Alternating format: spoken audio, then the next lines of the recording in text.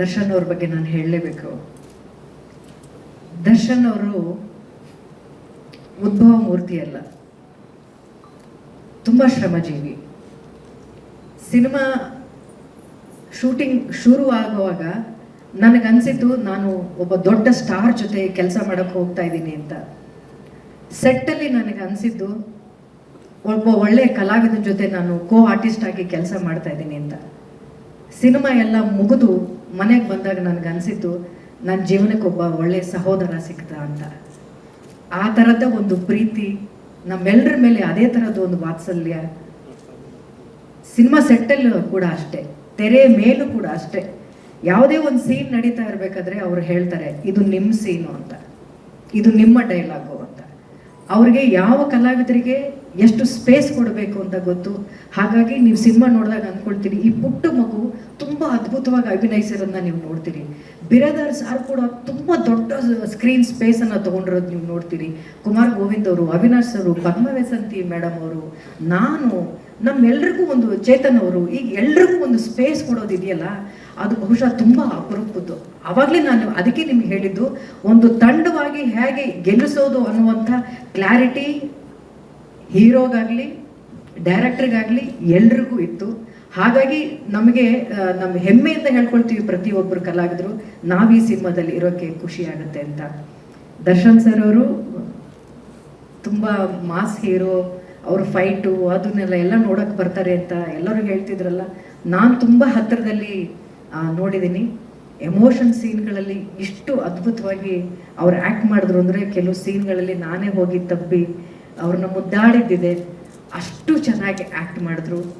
ಆಮೇಲೆ ನೀವು ಕೊಟ್ಟಂಥ ಪ್ರೀತಿ, ನೀವು ಕೊಟ್ಟಂಥ ಸ್ಪೇಸ್ ಕಾಟೇರ ಮಾತ್ರ ಅಲ್ಲ, ನಮ್ಮ ಇಡೀ ಚಿತ್ರ ಜೀವನದಲ್ಲಿ ತುಂಬ ಅದ್ಭುತವಾದಂಥ ದಿನಗಳನ್ನ ನಾವು ನೋಡಿದ್ದೀವಿ.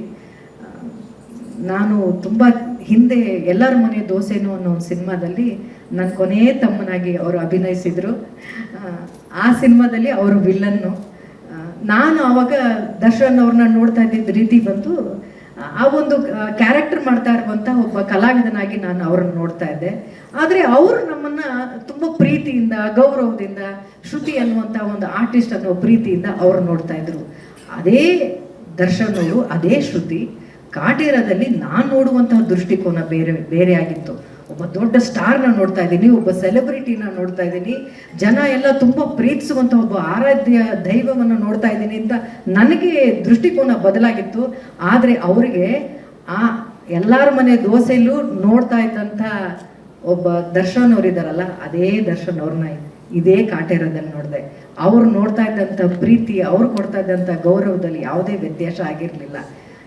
ಇದೇ ಅಲ್ವಾ ಒಂದು ಬೆಳವಣಿಗೆ ಅಂತಂದ್ರೆ, ಜನ ನಮ್ಮನ್ನು ನೋಡುವಂಥ ದೃಷ್ಟಿಕೋನ ಬದಲಾಗಬೇಕು, ನಾವು ನೋಡುವಂಥ ದೃಷ್ಟಿ ಬದಲಾಗಬಾರ್ದು. ನಮ್ಗೆ ಅದೇ ಪ್ರೀತಿ, ಅದೇ ಗೌರವವಿರುತ್ತೆ.